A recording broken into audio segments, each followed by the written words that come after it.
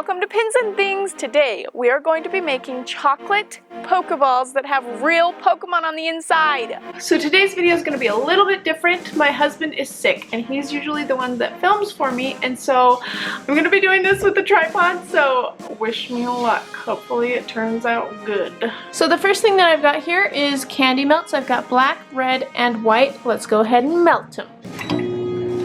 So I put these in for 30 seconds at a time, and I make sure to stir in between each 30 seconds. Once it's completely melted and smooth, then it's time to put it in our molds. And now that those are melted, we're actually going to hold off on our black until we're done with these ones. I've got my Pokemon all washed and dried and ready to go. I've also made sure to check that they will fit inside of the small spheres. And it looks like all of these ones will, so these are the ones we're going to use. So we're going to take our red or white, it doesn't matter really which one we'll do first, and start just spooning it in. I'm covering the entire inside and bringing it up the edges. So I'm trying to spread it as evenly as possible. Once the first layer is cooled, then we're going to make sure to go over it a second time with a little bit more chocolate in any place that looks like it might be too thin. Now let's start on the red.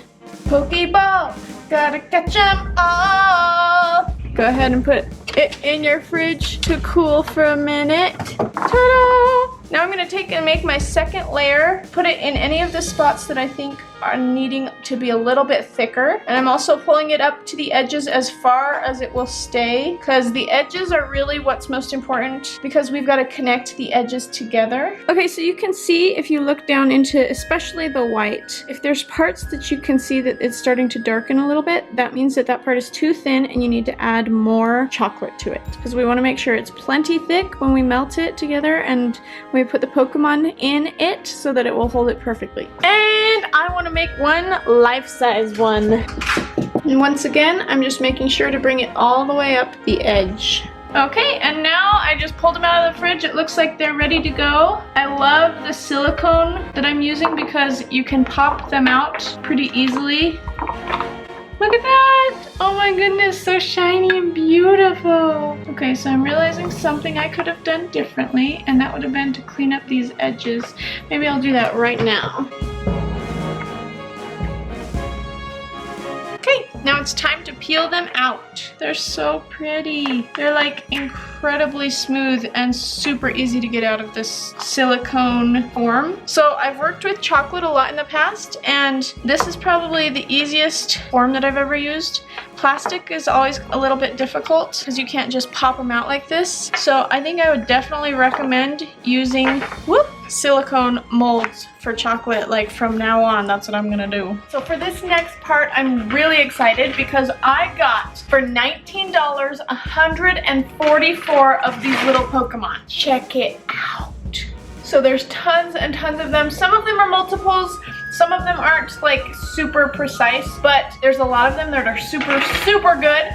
So I have picked some of my favorites and some of the ones that look the best, and these ones are gonna be the ones that go in our Pokeballs. I've made sure to wash and dry them so that they're nice and clean, and make sure at your Pokemon party or wherever you're having these that you let everybody know that there's an actual toy inside so that they don't choke on them. That would be really bad. Ruin a Pokemon party. Now it's time to melt our dark chocolate. So for this part, I have a Ziploc bag, and I've got my chocolate all melted, and I'm just gonna put all of the dark chocolate into the baggie. So now I'm just gonna cut the tip off the end of the baggie, and now I'm gonna start gluing the different pieces together. Corbin, grab me a new Pokemon. Okay.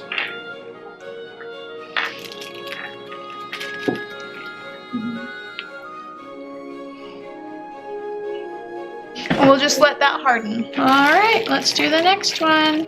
Okay, who's that one? Is that Jigglypuff? Yes. Jigglypuff. Just go slowly, take your time. We got Jigglypuff in there. And now I'm just going to continue doing that with all of my other Pokeballs. You can use this in the exact same way, but with different colors for all of the other different types of Pokeballs too. So with each Pokeball, I've gone over the entire edge just to make sure that it's completely covered and sealed, and then I made one little dollop of black chocolate right in the middle. But now, what I've done is made some melted white chocolate, put it in a baggie exactly like I did with this black one. And now I'm gonna cut off the edge and fill in the button. You can also use candies, round candies for this part. And there you go. And now it's time to finish off our big one. Ooh, wow, it's so pretty. And it comes out so smooth. You ready for this? I'm gonna put all of them in there at the same time. That's gonna be so cool. Guys, I think these turned out so amazing. I love them. If I was eating chocolate, I would eat all of them. So all of the supplies needed for this project can be found on Amazon. I will have a link in the description below. So I hope you guys love this video. Make sure to subscribe if you want to see more of my videos. Also, you can follow me on Facebook, Twitter, and Instagram. And every Halloween, we have so many awesome videos that come up. This is our biggest time of the year on this channel. So make sure to stay tuned. Check out my last Pokemon video over here, and also follow me every day on the beach house over here. We will see you guys next time. I wonder what's inside this one. Who's that Pokemon? Here you go. Let's see who it is. See who it is. It's Venusaur. Who's that Pokemon?